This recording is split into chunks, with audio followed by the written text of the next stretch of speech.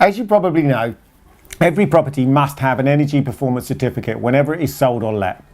The EPC evidences how energy efficient the property is, and certificates are graded from A to G. A indicating the highest level of efficiency, G the lowest rating.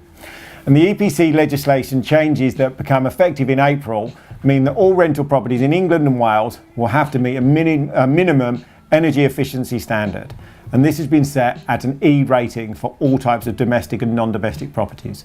The bottom line is, if you don't have an EPC rated E or above, it will become illegal to enter a new rental agreement on your property. If you have an existing tenancy agreement in place and an EPC rating of F and G, then don't panic.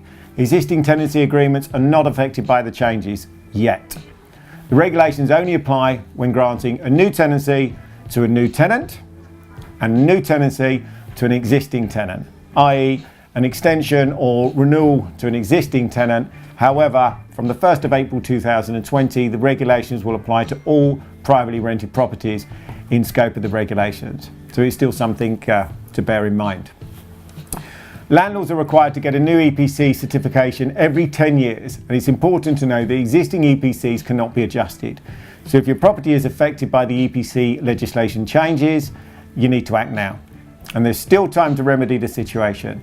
The first step I would suggest is to arrange for a new EPC inspection to be carried out. The calculations for EPC grading, it does change regularly. So it is possible that without doing anything, you'll receive a different rating to the one that you received before. Of course, if you only recently received your EPC, then it's less likely.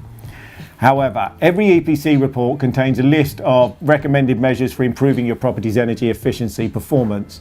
So that is step 2. Review your recommended measures. There are a number of ways to improve your rating. Prime examples being cavity wall insulation, flue gas recovery devices, draft proofing, improved hot water shower and systems, fan assisted replacement storage heaters, loft rafter insulation, including loft hatch insulation, replacement glazing, thermostat room heaters. The list is endless.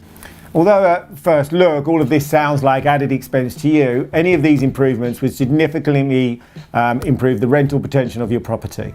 So not only that, but your maintenance costs and bills could be reduced, which benefits you and your tenants. Plus, some tenants may be willing to pay more for the properties that are energy efficient.